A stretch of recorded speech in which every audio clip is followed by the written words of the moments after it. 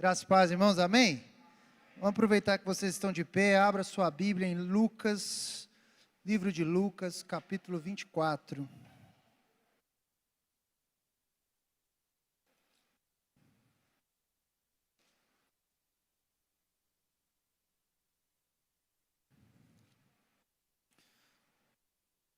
Lucas, capítulo 24, Evangelho de Jesus, segundo Lucas, o médico. Amém? Todos acharam? Está aí no telão também, Almeida e corrigida, eu acho. Lucas, capítulo 24, 1, diz aí. Diz assim a palavra do Senhor. E no primeiro dia da semana, muito de madrugada, foram elas ao sepulcro, levando as especiarias que tinham preparado. E acharam a pedra do sepulcro removida, e entrando não acharam o corpo do Senhor Jesus. E aconteceu que elas perplexas a esse respeito, eis que pararam junto delas dois varões com vestes resplandecentes. E estando elas muito atemorizadas, e abaixando o rosto para o chão, eles lhe disseram: por que buscais o vivente entre os mortos? Não estás aqui, mas ressuscitou. Repita comigo, ressuscitou. Lembrai-vos como vos falou, estando ainda na Galileia, dizendo: convém que o Filho do Homem seja entregue nas mãos de homens pecadores, e seja crucificado, e ao terceiro dia ressuscite. E lembraram-se das suas palavras, e voltando do sepulcro, anunciaram todas essas coisas aos onze e todos os demais. E eram Maria Madalena e Joana e Maria, mãe de Tiago, e as outras que com eles estavam, as que diziam estas coisas aos apóstolos. E as suas palavras lhes pareciam como um desvario, e não as creram.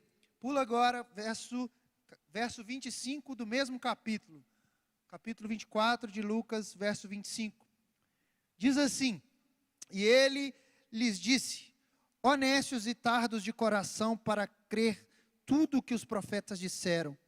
Porventura não convia que o Cristo padecesse essas coisas e entrasse na sua glória? Feche seus olhos, vamos orar. Senhor, nessa noite nós queremos agradecer ao Senhor pela oportunidade de estarmos mais uma vez na tua casa, Deus. Obrigado, Jesus, pela oportunidade de falar do teu nome. Obrigado por estarmos aqui crendo em ti, Jesus, que o Senhor está no nosso meio, falando conosco, caminhando entre nós. Obrigado porque o Senhor nos dá a oportunidade de falar do teu amor, de compartilhar a tua mensagem, a tua vida. Ó Deus, Cristo Jesus, esteja conosco nesse dia. Fala aos nossos corações, mais do que aquilo que possam ser palavras, mas possa falar no profundo das nossas almas.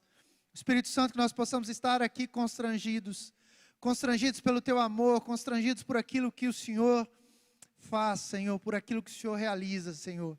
Obrigado, Deus, por estarmos na tua casa, em nome de Jesus, amém. Pode se assentar, todos os irmãos. Glória a Deus por esse dia, por esse culto. Hoje nós estamos num culto especial, né? Nós estamos na Páscoa, uma Páscoa sem coelho, né? É uma das coisas mais importantes do cristianismo, um dos momentos mais importantes do cristianismo é a Páscoa. Porque a Páscoa a gente está falando de um cordeiro. E a Páscoa a gente está falando de alguém que venceu, não de alguém que está morto. Nós estamos no sábado, amanhã é o primeiro dia da semana.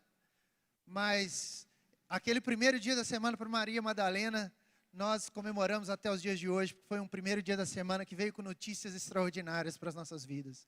A mensagem de hoje é: Jesus está vivo, amém? Ele venceu, Ele está vivo. E eu queria lembrá-los um pouco sobre a vida extraordinária de Jesus. Uma vida extraordinária na Páscoa. A gente começa primeiro a dizer o significado da Páscoa, né? A Páscoa não é algo do Ocidente, ela é do Oriente. A Páscoa é uma festa judaica que era comemorado, né? Os judeus comemoram a Páscoa pelo fato de passarem da escravidão do Egito. Significa literalmente passagem.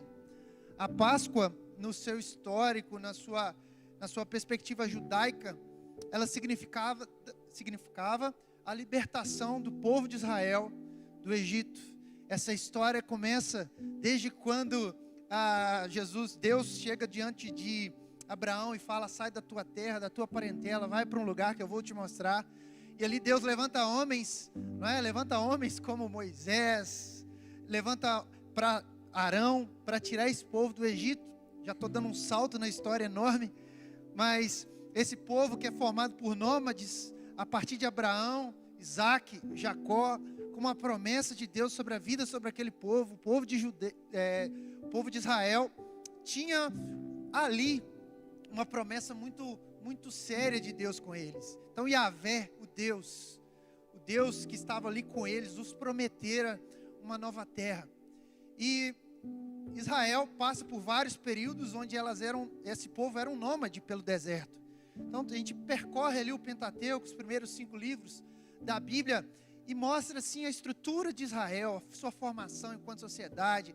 Pega o Levítico para falar sobre as leis, pega os Números para contar aquele povo, pega o livro do Êxodo para contar a saída desse povo de escravidão, mas que nós entendemos que existe um compromisso de Deus com Israel.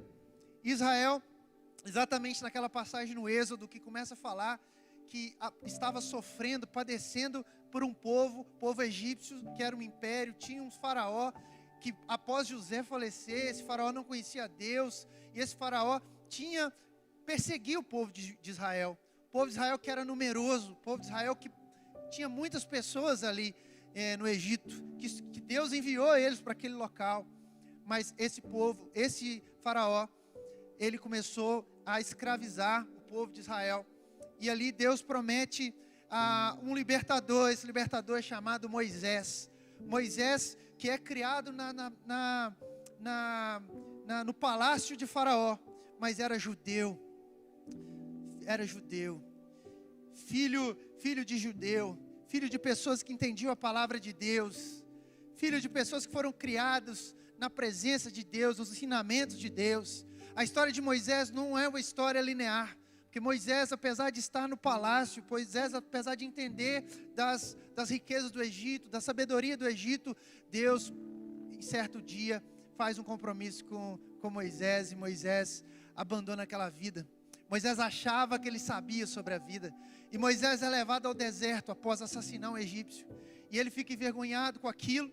Ele foge ao deserto, ele encontra com uma sarça ardente, e aquela sarça não se consome, e Deus tem a primeira fala com Moisés e diga: olha, tira a sandália dos teus pés, porque aonde você está pisando é santo. E a partir daquele momento, Moisés, ele começa a experimentar algo de Deus maravilhoso, e ele começa a achar que ele não valia mais nada, porque ele vai ao deserto, constitui família, e ele sai daquele local, passa por muito tempo naquele deserto, até um dia que Deus chega diante de Moisés e fala: você será o libertador do Egito. E eu fico me imaginando, parece que a vida dele é dividida em 120 anos, os primeiros 40 anos ele achava que sabia muita coisa, a segunda metade, os segundos 40 anos ele achava que não sabia nada, e na terceira metade Deus fala para ele: você será o libertador do Egito, de Israel do Egito.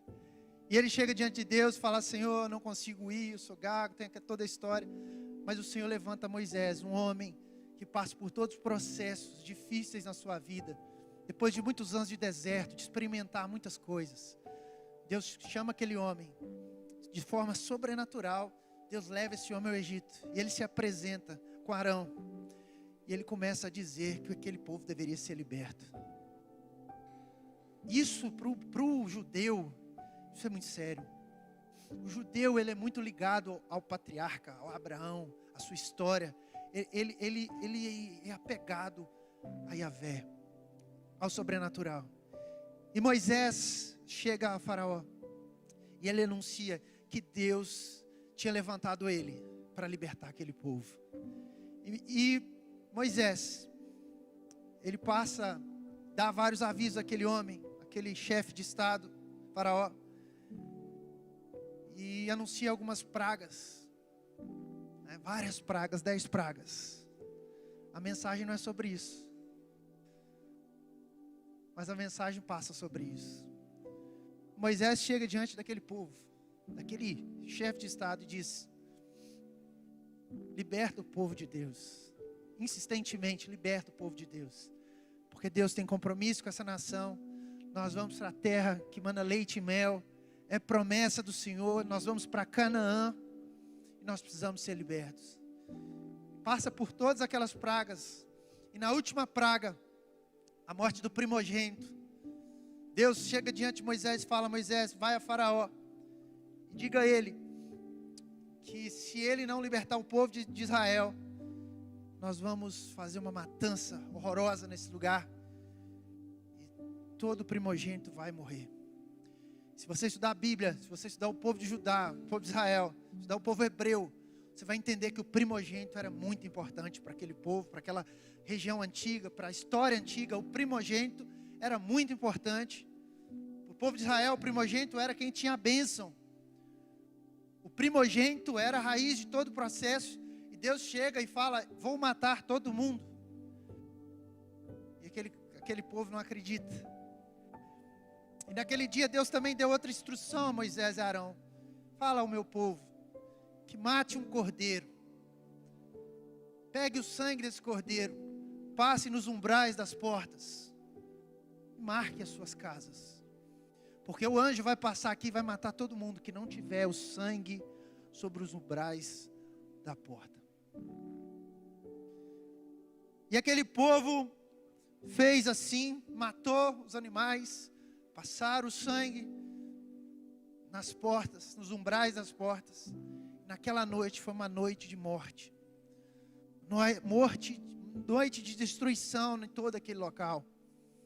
Mas aqueles que tinham o sangue aspergido nos umbrais das portas estavam seguros no Senhor Jesus, em Deus, em Yahvé.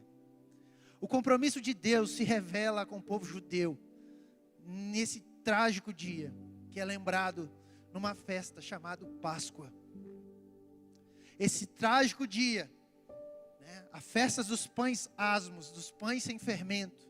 O judeu, ele senta, celebra esse dia como um dia de celebração, porque Deus protegeu os primogênitos de Israel. O povo egípcio sofreu, naquele momento, a libertação, a passagem, todos nós sabemos a história. O povo sai do Egito, vai para o deserto, há provisão no deserto. Moisés treina sucessores, Josué passa para a terra prometida. O povo de Israel tem sua história. O significado de Páscoa no original é isso: a passagem do povo de Israel para a sua libertação do Egito. Significa ainda mais que um cordeiro, o sangue desse cordeiro, ele foi capaz de proteger os filhos, e por isso celebram a Páscoa até os dias de hoje. E nós cristãos, você é judeu aí? Alguém é circuncidado, homem? Alguém tem circuncisão? Você é judeu? Eu não sou judeu. Ué, irmão, que história é essa? Por que eu tenho que comemorar a Páscoa? Afinal, muitas pessoas confundem isso, inclusive nos nossos dias de hoje. Muitas pessoas, o judaísmo, Paulo fala isso aos Gálatas. Muitas pessoas acreditavam que eles, para receber a porção de Deus, tinham que ser judeus. Ninguém aqui é judeu, esse negócio de neo-judaísmo. Ô irmão, pela graça nós somos salvos. Não para que nós nos gloriemos de qualquer coisa, mas pelo poder de Deus que se aperfeiçoa em mim e você. Eu não tenho sangue de judeu, eu não sou circuncidado, mas eu sou salvo em Cristo Jesus, o Cordeiro que tira o pecado do mundo. A Páscoa é uma referência para nós cristãos. É uma referência para todo o Evangelho, porque Cristo, de forma extraordinária, se fez o Cordeiro para que eu e você estivéssemos aqui hoje. Da mesma forma que os judeus, eles foram ali, mataram o cordeiro, fizeram todo o ritual, colocaram nos seus umbrais. Jesus Cristo, quando ele sobe no madeiro, ele é morto por mim e por você, como cordeiro mudo, ele vence. Abra sua Bíblia, Isaías 53. Amém? Estão comigo? Falar sobre Jesus e no dia da Páscoa é muito emocionante, é muito revigorante, porque é a raiz da nossa fé. Falar sobre Jesus nesse dia mexe com a gente. Mas diz assim lá em Isaías 53, Isaías, um profeta messiânico, que falava muito desse Messias, da volta desse Messias. Ele diz assim: quem deu crédito à nossa pregação, e a quem se manifestou o braço do Senhor, porque foi subindo como renovo perante ele, como a raiz de uma terra seca, não tinha parecer nem formosura, e olhando nós para ele, nenhuma beleza víamos para que o desejássemos. Era desprezado e o mais indigno entre os homens, homem de dores, experimentado nos trabalhos, e como um de quem os homens escondiam o rosto, era desprezado e não fizemos dele caso algum. Verdadeiramente ele tomou sobre si nossas enfermidades, e as nossas dores levou sobre si, e nós o reputamos por aflito, ferido de Deus e oprimido. Mas ele foi ferido pelas nossas transgressões, moído pelas nossas iniquidades. O castigo que nos traz a paz estava sobre ele, e pelas suas pisaduras fomos sarados.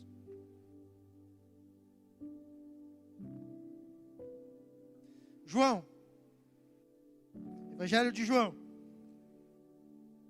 capítulo 1. Aleluia.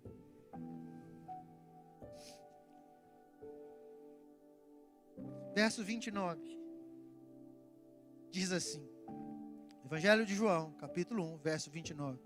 No dia seguinte, João viu a Jesus, que vinha para ele e disse: eis o Cordeiro de Deus, que tira o pecado do mundo. Este é aquele do qual eu disse: após mim vem um homem que foi antes de mim, porque já era primeiro do que eu, e eu não conhecia. Mas para que ele fosse manifestado a Israel, vim eu, por isso, batizando com água. E João testificou dizendo: eu vi o Espírito descer do céu, como uma pomba, e repousar sobre ele.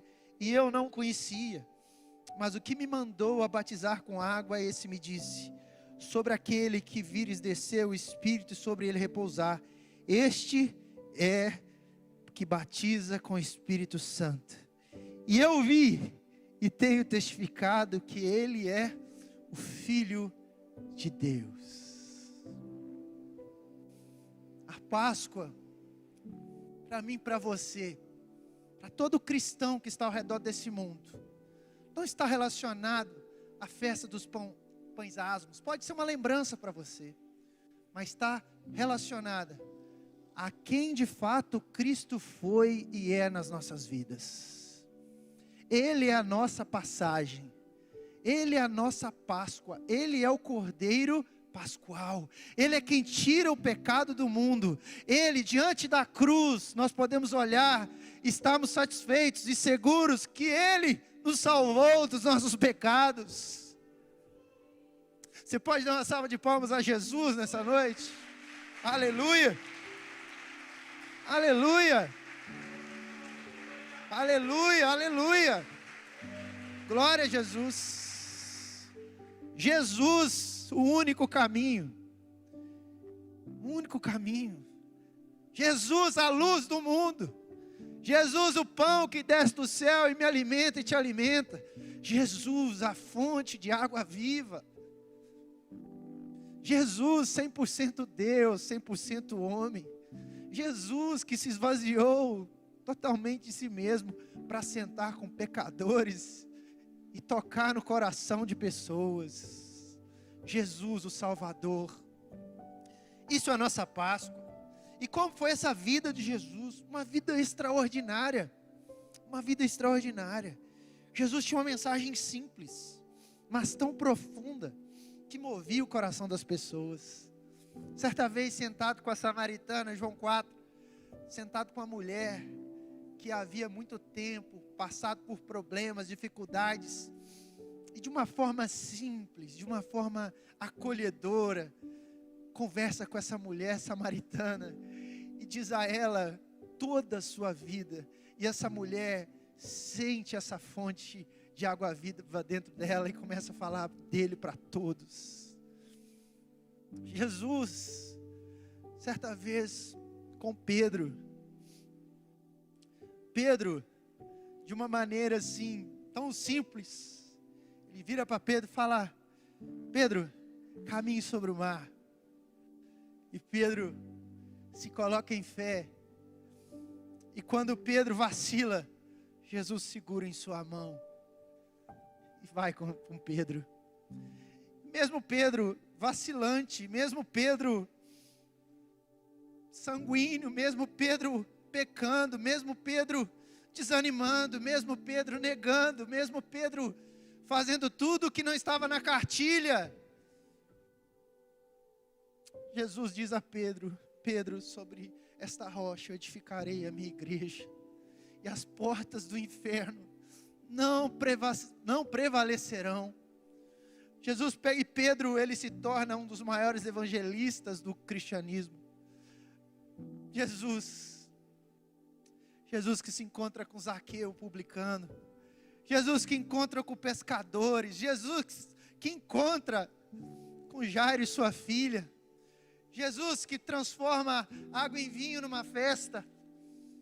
Jesus que para prestar atenção naquela mulher que derramava o seu perfume diante de tantas pessoas que poderiam olhar para ela e falar assim: ela só está querendo aparecer. Jesus acolhe aquela mulher. Jesus acolhe a nós nessa noite. Jesus te acolhe. É por isso que nós estamos aqui comemorando a Páscoa, celebrando a Páscoa, porque Ele nos acolheu, mesmo nós não merecendo. Nós com os nossos pecados, nós com as nossas dificuldades, pela sua mensagem simples, Ele nos disponibiliza um fardo leve, um jugo suave, para que nós possamos caminhar em liberdade nele. Jesus, um homem simples, filho de carpinteiro, mas um homem profundo, que até os doutores da lei ficavam impressionados. Jesus que nasceu numa estrebaria, que entrou num jumentinho em Jerusalém, mas que deixava todos boquiabertos com sua sabedoria. Jesus, o Salvador do mundo. Jesus, o Redentor das nossas vidas. Ele movia coração de pessoas. Jesus Cristo, o nome mais falado na humanidade. O nome na qual a história é dividida antes dele ou depois dele. Pense em alguém que você goste muito. Pense num autor que você goste muito, que você ache maravilhoso. Ele não dividiu a história antes dele ou depois dele. Jesus, antes de Cristo, depois de Cristo. Quem gosta, quem não gosta, quem crê, quem não crê, fala sobre ele. Quem crê se maravilha, quem não crê, odeia. Mas ele se faz existir por nós que levamos essa mensagem todos os dias pela face da terra. Hoje, milhares no mundo inteiro, pessoas estão fazendo o que nós estamos aqui, lembrando a sua morte, mas lembrando ainda mais a sua ressurreição. Jesus venceu, Ele está vivo, vivo, vivo, e passeia no nosso meio. Jesus vivia em meio a pessoas, estimulava pessoas por onde passava, Ele sentia as dores. Jesus é aquele que estava no meio de uma multidão, pregando, falando, e do nada chega dizendo que Lázaro havia morrido, e ele abre mão de tudo aquilo e vai atrás de Lázaro, vai atrás daquele povo, do seu amigo. Jesus chora, Jesus sofre por aquele processo, sofre porque Lázaro havia morrido, e ao mesmo tempo que ele chora, ele ressuscita Lázaro. Ele age de forma natural, mas ao mesmo tempo ele é sobrenatural. Jesus, quando em situações conflituosas, ele mantinha seu foco na sua identidade. Lembra de Jesus no deserto? Abre aí, Mateus capítulo 4. Capítulo 4. Capítulo 4 é uma mensagem muito interessante. Esses dias eu estava assistindo, vendo um filme muito antigo chamado Advogado do Diabo. E eu pensei muito nesse texto aqui. Diz assim: então, foi conduzido Jesus pelo Espírito ao deserto para ser tentado pelo diabo. E tendo jejuado 40 dias e 40 noites, depois teve fome. E chegando ele, o tentador disse: se tu és o Filho de Deus, mande que essas pedras se tornem pães. Ele, porém, respondendo, disse: está escrito. Ele não abria mão da sua identidade. Está escrito: nem só de pão viverá o homem, mas de toda a palavra que sai da boca de Deus. Então o diabo transportou a cidade santa e colocou sobre o pináculo do templo. E disse-lhe: se tu és o Filho de Deus, lança-te daqui abaixo, porque está escrito: aos teus anjos dará ordens a teu respeito, e tomar-te-ão nas mãos, para que nunca tropecem em alguma pedra. Disse-lhe Jesus: também está escrito: não tentarás o Senhor, o teu Deus. Ele usava a palavra. Novamente o transportou o diabo em um monte muito alto, e mostrou-lhe todos os reinos do mundo e a glória deles. E disse-lhe: tudo te darei, se prostrado me adorares. Então disse-lhe Jesus: vai-te, Satanás, porque está escrito, ao Senhor teu Deus adorarás, e só a Ele servirás. Ele não perdia identidade, Alexandre. Se Jesus usava, está escrito, ainda mais eu e você. Ele estava nos dizendo como vencer o tentador, memorizando a palavra de Deus, entendendo a palavra de Deus. Esse era Cristo. Jesus cumpriu o seu propósito, mesmo que o trouxesse sofrimento. O texto de Isaías 53 que nós lemos, Jesus sabia do seu propósito. Quero voltar com você para Lucas, no texto que nós lemos.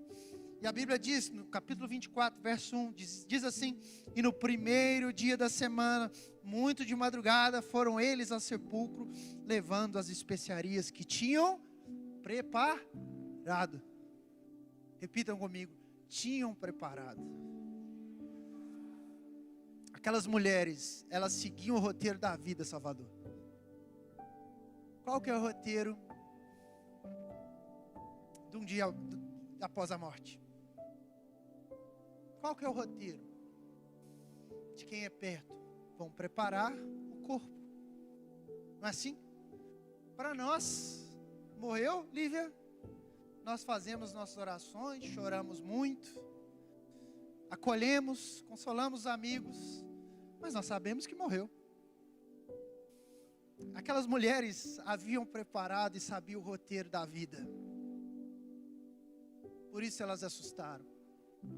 Eu sempre me intriguei com esse texto. Tinha uma canção antiga que falava assim: no primeiro dia da semana, Maria Madalena foi ao sepulcro. E foi falando. Elas assustaram. Jesus tem uma capacidade muito grande de me assustar e assustar você. Não sei se você já parou para pensar nisso. Servir a Jesus é um grande susto. Porque a gente tem roteiros pré-preparados da vida. A gente sabe tudo como vai acontecer, porque a gente adora ser Deus. A gente adora ser capaz de preparar tudo, irmão. Porque quando nós preparamos tudo, a unção desce, mas o texto nos ensina que elas haviam preparado, e quando chega lá, o corpo não estava lá. Se fosse o Cláudio Duarte, ia falar que Jesus tem bom humor. Por que não avisou, né? Elas foram para lá preparadas. Quantas vezes na nossa vida nós não andamos preparados para as coisas que nos aparecem? Eu estou preparado. E Jesus, Ele gosta de mudar roteiros. Aleluia. Ele gosta de escrever histórias novamente. Aleluia. Ele gosta de mudar aquilo que você preparou. E vai fazer algo muito melhor. E você vai sofrer com esse algo melhor, mas você vai sair de lá na frente com a vitória e dizendo: Ele vive, Ele vive, Ele vive. Jesus muda a história daquelas mulheres. Pensa comigo. Elas estavam tristes, lamentando, chorando a morte. E Jesus muda o roteiro da história daquelas mulheres. Diz assim, verso 2: e acharam a pedra do sepulcro removida. Primeiro, a pedra do sepulcro não era algo que fosse removido de forma muito simples. Eu nunca fui no sepulcro, mas quando você vê os vídeos é uma coisa pesada. Deus muda o roteiro da sua história e da minha história. Jesus muda o roteiro da nossa história. Aquelas mulheres, a Bíblia diz que entrando, verso 3, não acharam o corpo do Senhor Jesus. E aconteceu que estando elas perplexas a esse respeito, perplexas, eis que aparece 2 varões com vestes resplandecentes. Engraçado que esse texto aqui é antes do dia de Pentecostes. Beleza? Estamos falando da época cristã.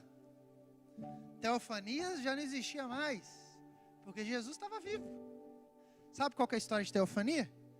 A sarça ardente era uma teofania. Deus falava com Moisés por algo que não era Deus, era um arbusto. Mas era comum no Antigo Testamento aparecer teofanias. Jesus tinha acabado de morrer. E elas veem vestes resplandecentes. Anjos, a palavra diz que elas, 2 varões com vestes resplandecentes. Estando elas muito atemorizadas e abaixando o rosto para o chão, eles disseram: por que buscais o vivente entre os mortos? Dá uma pausa no versículo e pensa: por que buscais o vivente entre os mortos? Mano, você está doido, anjo? Acabou de morrer ali. Eu vi com os meus olhos. E ele continua dizendo: não está aqui, mas ressuscitou. Lembrai-vos como vos falou, estando ainda na Galileia, dizendo: convém que o Filho do Homem seja entregue nas mãos dos homens pecadores e sejam crucificado e ao terceiro dia ressuscite. Eu quero tentar te mostrar, nesse pouco tempo que eu tenho, que era difícil entender isso se não fosse pelo sobrenatural de Deus. O anjo disse: por que você está buscando aqui alguém que está vivo? Por que você quer embalsamar? Por que você quer fazer o rito do enterro, se alguém que está aqui cumpriu o que prometeu? Como você acreditaria se não tivesse andado com esse homem, ouvido desse homem e seguido os caminhos dele? Acontece que gente assim também não acredita. Olha que interessante, aquelas mulheres, quando chegam diante desses homens, elas lembram, no verso 8 diz aqui, ó, e lembraram das suas palavras. Elas lembraram das suas palavras. E olha o que a Bíblia diz, é a Bíblia, eu gosto de ler o texto. Elas anunciaram todas essas coisas aos 11 e todos os demais. O que a Bíblia diz? Todo mundo acreditou? O Alexandre falou que não, amém? O povo não acreditou. Espera aí. Acreditar, espera aí, gente. Olha só que lição tem para mim e para você. Pula um pouco lá para o verso 24. Desculpa, verso 13. Que conta que após aquele caminho das mulheres ter anunciado, 2 discípulos andavam no caminho para Emaús. Eles tinham saído de Jerusalém, gente. O povo estava lamentando a morte, é como fosse assim, Emaús ficava a 30 quilômetros de Jerusalém, 60 estádios que falava, 30 quilômetros, a 30 quilômetros, Jerusalém estava aqui, aqueles discípulos que andavam com Jesus, que viram os milagres de Jesus, que acompanharam Jesus, que viram todo o processo, viu a sua morte, eles caminhavam em direção contrária àquilo que estava acontecendo. Eles caminharam para outro lado. E a palavra diz que naquela caminhada para Emaús, Jesus aparece àqueles homens. Gente do céu, além dos caras não acreditar, quer saber? Vamos embora. Vou tomar meu rumo, estou desolado, estou triste. Jesus morreu. Estou desolado. Jesus olha para ele: por que vocês estão tristes? Eles começam a falar: não, porque você não estava em Jerusalém. ficam indignados ainda. Pega o texto. Eles vão dizer: você não estava em Jerusalém? Você não viu o que aconteceu? Jesus morreu. Jesus morreu. E eles continuando a caminhar para o caminho de Emaús, e indo embora. E o povo sofrendo em Jerusalém. Jesus olha para eles e pergunta assim, lá no verso 17: que palavras são essas que caminhando trocais entre vós, por que estáis tristes? Eles lamentavam. E a palavra diz que os seus olhos estavam como fechados. Mas eu disse aqui no início que Jesus, ele vivia em meio a pessoas, estimulava pessoas por onde passava. Ele sentia as dores humanas, ele se preocupava em mover o coração das pessoas ao coração do próprio Deus.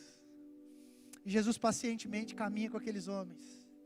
Caminha para aqueles homens e chega algum momento e fala assim: gente do céu, verso 25: honestos e tardos de coração para crer tudo que os profetas disseram. Vocês não acreditaram em tudo que eu fiz, em todo o processo. O meu chamado era nascer, meu chamado era viver entre os homens, o meu chamado era morrer por vocês, ressuscitar o terceiro dia, e vocês ainda não acreditam. Jesus começa a dizer com ele, lá no verso 26, porventura não convia que o Cristo padecesse essas coisas, porque entrasse na glória.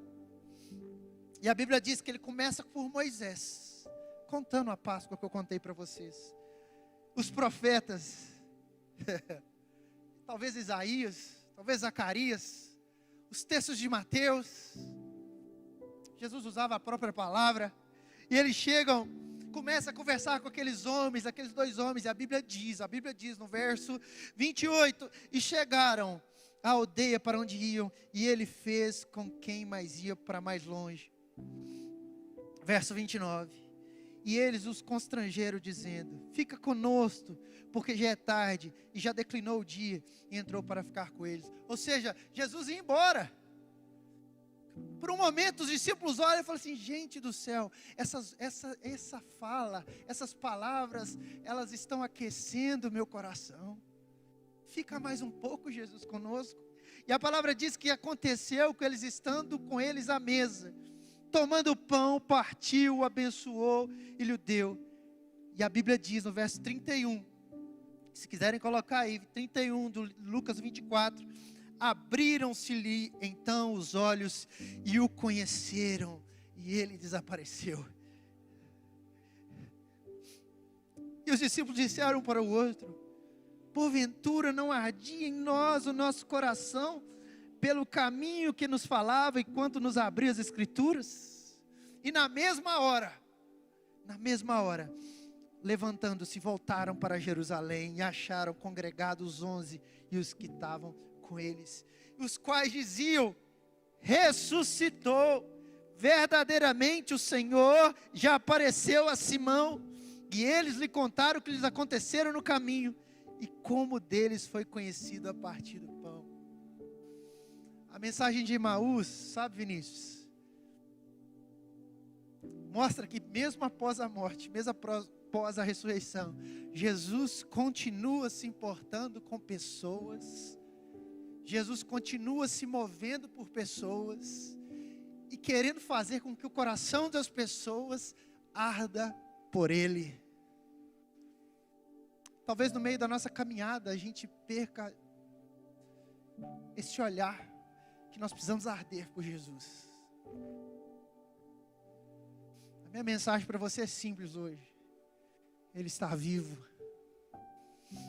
Jesus está vivo e Ele quer que o nosso coração arda por Ele. Jesus continua movendo por pessoas, andando com pessoas, interessando por pessoas, pelas suas vulnerabilidades, pelas suas tristezas, pelas suas angústias. Mas Ele quer que o seu coração arda por Ele. Ele está vivo. A mensagem do Evangelho, do cristianismo para a Páscoa é: Jesus está vivo e Ele quer que os nossos corações voltem para essa verdade.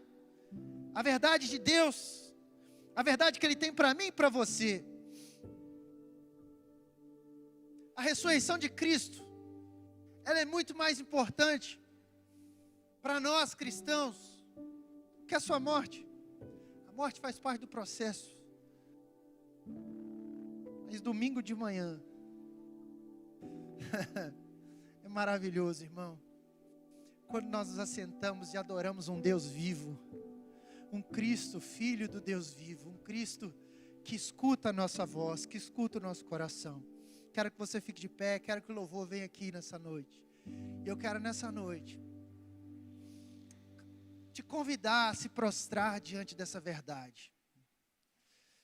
Se prostrar diante dessa verdade, desse Deus que se importa comigo, desse Deus que se importa com você.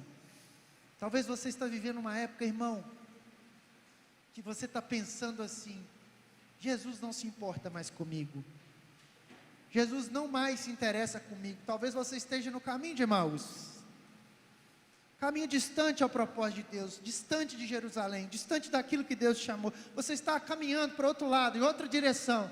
Jesus está do seu lado dizendo assim: ó, eu estou vivo e me interesso por você. Talvez você está dizendo assim: ó, não quero mais servir a Jesus, esse negócio de igreja, eu vou lá porque é conveniente. Jesus está dizendo: eu estou com você, eu quero fazer parte da sua vida, eu quero caminhar com você, eu quero que seu coração novamente arda por mim. Talvez você esteja num caminho que a religião tomou tanto conta, que você já não consegue enxergar mais que Ele está vivo. Ele está vivo aqui e se interessa por você. Talvez no meio da caminhada você está vindo aqui porque você tem muitas amizades, mas eu quero te apresentar uma amizade maior: Jesus Cristo, Filho do Deus vivo, o que tira o pecado do mundo, o Cordeiro que venceu. E eu quero orar com você sobre essa verdade. Eu quero assim como essa verdade entrou no meu coração esses dias, que entra no seu, que aqueça o seu coração. Aquela canção, a gente até canta uma canção, né? E no partir o pão, os nossos olhos se abrem, reconhecendo quem Tu és. Não era assim que a gente cantava? Ao som da Tua voz. Eu esqueci outra parte. Nossos corações queimam de amor por Ti. Hoje é noite dos nossos olhos se abrirem pela verdade da Páscoa, a verdade que Cristo vive. Ele venceu a morte,